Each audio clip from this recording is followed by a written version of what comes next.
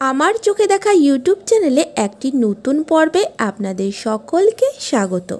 আজকের পর্বে আমরা জেনে নেব অগ্রহায়ণ মাসের কুলুই মঙ্গলবার ব্রতকথা। এই ব্রত অগ্রহায়ণ মাসে করতে হয়। 4টে মঙ্গলবার ঘট স্থাপনা করে 5টি সধবাকে নিয়ে ব্রতকথা শুনে ফলাহার করতে হয়। একটি কুলের ডাল পুঁতে ঘট স্থাপন করতে হবে। একটি বড় কুলোতে পিটুলির আলপনায় 17টি ডিঙ্গি এঁকে 17টি কুল, 17টি কুলপাতা, জোড়া মূলো, জোড়া কলা, জোড়া কড়াইশুঁটি বা মটরশুঁটি, 17 ভাগ নতুন চিড়ে, নতুন খইয়ের মুরকি দিয়ে কুলোয় সাজাতে হবে। চিনি অথবা আতপ চালের নৈবেদ্য করে দিতে হবে। ব্রতর দিন ফলাহার বা লুচি পুজোর স্থানে বসে 5 জন এওকে নিয়ে খেতে হবে। আর সমস্ত দিনের মধ্যে রাত্রে জলস্পর্শ করা যাবে না। যারা অসুস্থ, যা অসমর্থ, তারা গঙ্গা জল খেতে পারে। এবার আসি কুলুই মঙ্গলবার ব্রতকথায়। এক দেশে এক গরিব মানুষ ছিল। সংসারে তার স্ত্রী আর 7 বছরের একটি মেয়ে। অতি কষ্টে বামুন ভিক্ষে করে কোনো প্রকারে 3 জনে দিন কাটাতো। দেশে রাজার বাপের শ্রাদ্ধ, একে বর্ষাকাল, তাই রোদ নেই। চারিদিকে ভয়ানক দুর্যোগ, ধান শুকোবে কোথায়, যে চাল হবে, অথচ শ্রাদ্ধের দিন এগিয়ে আসছে। কাজেই রাজা রাজ্যময় ঢেড়া দেওয়ার জন্য কোটালকে আদেশ দিলেন। কোটাল একটা সোনার ভাটা ঢেড়াদারদের নিয়ে বলে দিলে যে কালকের মধ্যে যে ধান শুকিয়ে দিতে পারবে সে যেন এই সোনার ভাটা ধরে। কত রাজ্য, কত দেশ, কত গ্রাম ঢেড়া দিতে দিতে ঢেড়াদাররা যায়, কেউ ধরতে সাহস করে না। ওই দেশে এক গরিব বামুন ছিল, তার বাড়ির কাছে ঢেড়া দিচ্ছে। সেই সময় বামুনের মেয়ে বাইরে এসে সোনার ভাটা ধরলে। বামুন খবর পেয়ে ছুটে এসে মেয়েকে বললে, এ কী করলি মা?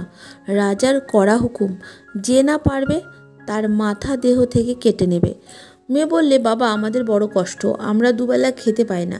রাজার ধান শুকিয়ে দিলে অনেক ধন পাবো, ঘর দৌড় হবে, সুখে থাকবো, তাই ধরেছি। বামুন বললে, ওমা, রোদ না হলে ধান শুকোবে কি করে? আজ 10-12 দিন সূর্যের মুখ কেউ দেখতে পায়নি।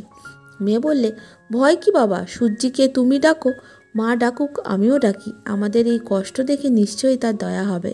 বাবা মেয়ের কথা শুনে ঢেড়াদারদের ধানের বস্তাগুলি নামিয়ে বাড়ির ভিতর দিতে বলল।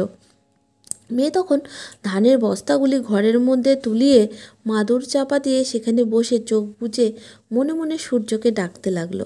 মেয়েটির দুঃখ দেখে সূর্যদেবের মনে দয়া হলো। তখন তিনি জোর রোদ ঘরের ভিতর দিলেন। মেয়ে ধান শুকিয়ে নিল। তারপর মা মেয়েতে সেই ধান ভেঙে চাল করে থলে ভর্তি করে রেখে দিল। রাত্রিরে 3 জন খেয়ে দিয়ে শুয়ে আছে। রাত্রি যখন প্রথম প্রহর, তখন সূর্যদেব এসে আগর ঢেলে মেয়েকে ডাকছেন আর বলছেন, ও মেয়ে, ওঠো, আগর খোলো, আমি এসেছি। মেয়েটি ঘুম ভেঙে গেল। আগরের ফাঁক দিয়ে দেখলো যে লাল টকটকে কাপড় পরা কে একজন আগরের বাইরে দাঁড়িয়ে ডাকছে। তাই দেখে ভয়ে সে আর আগর খুলল না, চোখ বুজে শুয়ে রইল। সূর্যদেব অনেক ডাকাডাকি করে শেষে ফিরে চললেন। এমন সময় মেয়েটির প্রস্রাব পেল। সে তাড়াতাড়ি কুড়ের পাশে যে কলা গাছ ছিল সেই কলাতলায় প্রস্রাব করে এসে শুয়ে পড়ল। সকাল হতেই মেয়ে উঠে ঘর থেকে বাইরে গিয়ে দেখে সেই কলা গাছে যমক 2টি কলা পেকে রয়েছে। কলা দেখে তার খাবার লোভ হলো। পুকুরে মুখ হাত ধুয়ে এসে কলা 2টি পেড়ে মেয়েটি খেলো। আবার ঘাটে মুখ ধুতে গেল। বেলা হতেই রাজার লোক এসে চাল নিয়ে গেল। রাজা বাপের শ্রাদ্ধ করে সেই মেয়েটিকে নানা ধন রত্ন পাঠিয়ে দিলেন। বড় বাড়ি তৈরি করিয়ে দিলেন আর তার বাপকে সভা পণ্ডিত করলেন। দিন দিন মেয়ের চোখের কোণে কালি পড়তে লাগলো, অরুচি দেখা দিল। কিছু খায় না, শুয়ে শুয়ে কাটায়। বাপ মা তো কিছুই বুঝতে পারে না। একদিন বামনি পাড়ার গিন্নিদের ডেকে সব বললে, মা, আমার মেয়ের শরীর দিন দিন শুকিয়ে যাচ্ছে, কিছু খায় না, কী যে রোগ হলো তাও বুঝতে পারি না। তারা মেয়েকে দেখে বললে, ও মা, এ যে সর্বনাশ হয়েছে, তোর মেয়ে যে পোয়াতি। এই বলে সবাই চোখ টেপাটেপি করতে করতে চলে গেল। সেই খবর রাজার কাছে গেল যে সেই 7 বছরের কুমারী মেয়ে পোয়াতি হয়েছে। শুনেই রাজা বললেন, সে কি, এরই মধ্যে ঘোর কলিকাল, তাই আমার রাজ্যে অনাবৃষ্টি। এখন সব বুঝতে পেরেছি। কে আছিস, এখনই সেই মেয়েকে ধরে নিয়ে রাজসভায় হাজির কর, আমি দেখতে চাই এ কথা সত্যি কি না। রাজার হুকুমে কোটাল লোক লস্কর নিয়ে বামুনের বাড়ি এসে রাজার হুকুম জানালে। সেই কথা শুনে বামুন আর বামুনি ভয়ে ব্যাকুল হয়ে উঠল। ভাবলো এবার বুঝি ধনে প্রাণে সবাই মারা যাব। রাজার লোক দাঁড়িয়ে আছে, কাজে বামুন মেয়েকে সঙ্গে নিয়ে তারপর দুর্গার নাম স্মরণ করে বাড়ি থেকে বেরিয়ে এলো।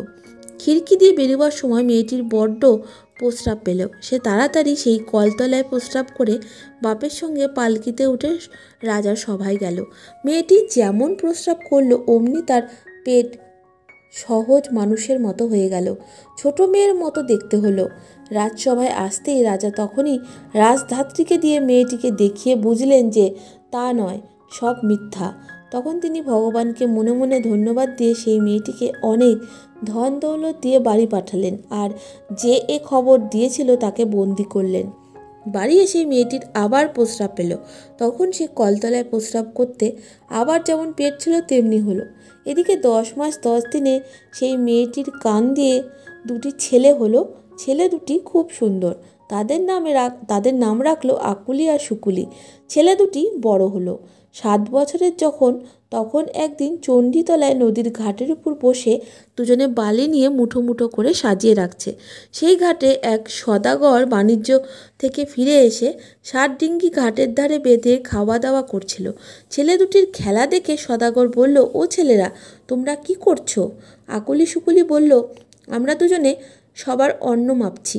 সদাগর বলল, আচ্ছা, তোমরা আজ আমার অন্ন মেপো না। ছেলে দুটি বলল, তোমরা কোথায় যাচ্ছ? ওসব ডিঙ্গিতে কি আছে, খাবার বুঝি? সদাগর বলল, না না, কেবল লতা পাতা। ছেলে দুটি বলল, আচ্ছা তাই হোক। এই বলে একটু পরে খেলা শেষ করে দু ভাই বাড়ির দিকে চলল। সদাগর তাদের বাড়ি যেতে দেখে হাসতে হাসতে ডিঙ্গির ভেতর গিয়ে দেখে যে ধন দৌলত কিছুই নেই, কেবল সব বড় বড় সাপ ফোঁস করছে। এই না দেখে সদাগর তখন হাউ হাউ করে কেঁদে ওঠে, ডিঙ্গি থেকে লাফিয়ে তীরের উপর নামলো। তারপর ছেলে দুটি যে পথে বাড়ি গেছে সেই পথ ধরে পাগলের মতো ছুটতে ছুটতে গিয়ে তাদের পায়ে পড়ে কেঁদে উঠল। বলল, আমার অপরাধ মার্জনা করো, আমি তোমাদের চিনতে পারিনি। আমার যেমন ছিল তেমনি করে দাও, আমি অর্ধেক দিয়ে যাব। ছেলে দুটি বলল, তা এক কাজ করো, দেশে গিয়ে তোমার বউকে কুলুই মঙ্গলবার পুজো করতে বলো, তাহলে যেমন ছিল তেমনি হবে। সদাগর নিয়ম জিজ্ঞাসা করলে তখন আকুলি শুকুলি বলে, এই অগ্রহায়ণ মাসে প্রত্যেক মঙ্গলবারে উঠোনে বা দালানে আলপনা দিয়ে কুলের ডাল বসিয়ে তার কোলে ঘট পেতে দেবে। যতগুলি ডিঙ্গি নিয়ে যাচ্ছ সেই ততগুলি গড়ে আর নতুন কুলোয় আলপনা দিয়ে 7 ডিঙ্গি এঁকে তাতে জোড়া কুল জোড়া কলা নতুন গুড়ের পাটালি চিড়ে মুরকি দিয়ে পুজো করবে। তারপর 5টি এও নিয়ে একসঙ্গে বসে সেখানে ফলাহার করবে। সদাগর তখনই দেশে গিয়ে বউকে দিয়ে কুলুই মঙ্গলবার পুজো দিলে অমনি তার 7 ডিঙ্গি যেমন ধনরত্ন ভরা ছিল তেমনি হলো। সেই সব ধন দৌলত হতে কিছু কিছু আলাদা তুলে রেখে দিল। কিছুদিন পর সদাগর সেই সব নিয়ে সেই ঘাটে এসে ছেলে দুটির সঙ্গে তাদের বাড়িতে পৌঁছে দিল আর বামুনিকে প্রণাম করলো।